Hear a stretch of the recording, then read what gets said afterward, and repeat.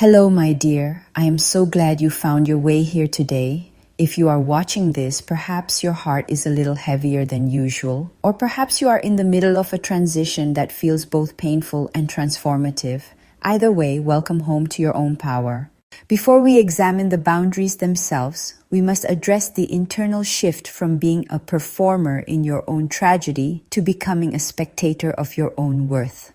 Many women are socialized to believe that if they can just explain their pain clearly enough, the other person will finally experience a moment of clarity and change. We treat our boundaries like a legal defense, providing evidence, witnesses, and emotional exhibits. But an elegant woman understands that explanation is often a form of subconscious begging. When you explain, you are handing the other person the keys to your boundary, inviting them to find the loopholes. By choosing silence, you stop being the teacher and start being the prize. You realize that your standard does not require his comprehension to be valid. His inability to understand your worth is his deficit, not your responsibility to fix. In the wake of a heartbreak, the world expects you to be a woman undone. There is a societal script that suggests you should be crying to friends, sending long paragraphs of hurt, or demanding that one final conversation to make him see your worth. But there is a different path, a more elevated path. Today, we are discussing the boundaries that an elegant woman never explains. These are the silent lines we draw that protect our spirit and signal to the world that our value is not up for negotiation. Before we dive into the specific boundaries, let's talk about the why. Why do we feel the urge to explain? Psychology tells us it's often a trauma response called fawning, an attempt to keep the peace or to control how others perceive us. We explain because we want to be seen as fair or kind. But an elegant woman understands a deeper truth. The people who require an explanation for your self-respect are usually the ones who were counting on you not having any. When you stop explaining, you stop giving away your energy, you reclaim your time, you transition from a narrator of your pain to a master of your future.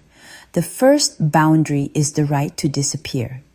In the digital age, we are expected to be accessible 24/7. When a relationship ends, there is often a pressure to remain friendly or to at least be cordial. An elegant woman never explains why she has gone silent. She doesn't send a warning shot saying, "I'm taking a break from social media because of you." She simply vanishes from the spaces where she's no longer appreciated. She knows that her absence is the loudest thing she can say. By not explaining why she isn't responding or why she isn't at the usual parties, she maintains her mystery. She isn't hiding, she is recalibrating. She owes no one a map to her new location, emotional or physical. When a relationship ends, she doesn't announce her departure. She doesn't send a final text explaining that she is blocking him for her peace. She simply evaporates from his digital and physical periphery. To the outside observer, it may look like she is hiding, but in reality, she is curating her environment. She never explains why she stopped viewing his stories or why she no longer answers the check-in text.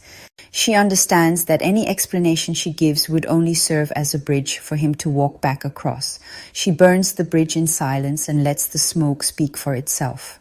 The second boundary is the end of the free education. Many women spend years in a relationship acting as an emotional tutor. They explain why lying is wrong, why consistency matters, and how to love them. When it ends, they feel the need to give one final lecture so he understands for the next girl. An elegant woman never explains his failures to him. If he didn't learn from your presence, he won't learn from your parting words. She realizes that his lack of character is not her problem to solve. She allows him the freedom to be exactly who he is, somewhere else. She walks away without a syllabus, leaving him to figure out the why on his own time with his own resources. Many women feel an altruistic urge to explain why his behavior was toxic, hoping he becomes a better man for the next person. She feels that by detailing his lack of integrity, she is doing a service to the world.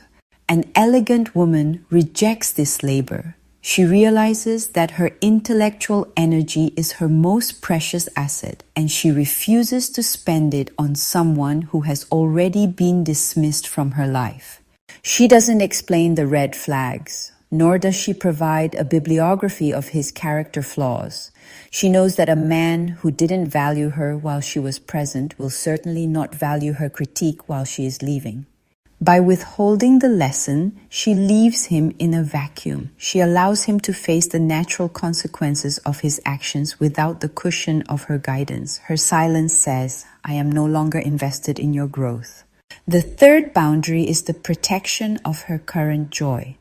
Once you begin to heal, you will start to change. You may get a new wardrobe, a new hobby, or a new circle of influence. People from your past, including your ex, will often reappear, questioning these changes. "You've changed," they'll say, or "this isn't like you." An elegant woman never explains her evolution. She doesn't justify why she's suddenly into Pilates, or why she's traveling alone, or why she's suddenly so guarded. She understands that her life is not a museum for people from her past to walk through and critique. She doesn't need his permission to become the version of herself he wasn't capable of meeting. Finally, she never explains why she won't settle for friendship. When a man realizes he's losing you, he will often offer the friendship pivot. It sounds mature, doesn't it? But often it's just a way for him to keep tabs on you or to soothe his own ego. An elegant woman doesn't say, "I can't be your friend because it hurts." She doesn't say, "I can't be your friend because you don't deserve my light." She simply says, "That's not a role I'm looking to fill," and she moves on. She never explains the math that you cannot downgrade a queen to a casual acquaintance and expect her to be grateful for the demotion. Breakups often create a ripple effect through mutual friend groups, leading to uncomfortable questions and the pressure to pick sides. An elegant woman never explains why she has quietly exited certain circles or why she's no longer interested in hearing updates about her ex-partner's life. She doesn't participate in the smear campaign. She knows that her character is revealed by what she doesn't say. If a mutual friend tries to bridge the gap, she offers a polite, non-committal smile and changes the subject. She never justifies why she chose to skip the party or why she has distanced herself from his family. She understands that the more you explain your social boundaries, the more you invite gossip. By maintaining a polished, neutral exterior, she protects her reputation while allowing others to reveal their own lack of discretion. Finally, she never explains why there is no version 2.0 of the relationship. When an ex-partner returns, as they often do once they realize the caliber of woman they've lost, he will ask for a list of what he needs to change. He will ask for a roadmap for reconciliation. An elegant woman never provides this map. She knows that if she has to explain the basic requirements of respect and devotion, the battle is already lost. She doesn't explain that she has moved into a new tax bracket of self-worth where he can no longer afford the entry fee. She doesn't list the ways she has leveled up or the new men who are vying for her attention. She simply remains a closed book. She understands that the most powerful thing she can do is let him wonder exactly what he lost, without ever giving him the satisfaction of knowing what he could have done to keep her. My dear, as you rise from this, remember, elegance is not about being cold. It is about being contained. It is about knowing that your words are jewels and you do not throw them to those who have already proven they don't know how to wear them. You are entering a season of beautiful, silent growth. Let the world wonder. Let them speculate. Your only job is to stay in your grace and continue to rise. If this message felt like a warm embrace today, I invite you to subscribe and join our community of elegant, resilient women. Tell me in the comments, which boundary are you reclaiming today? I'll see you in our next session. Goodbye for now.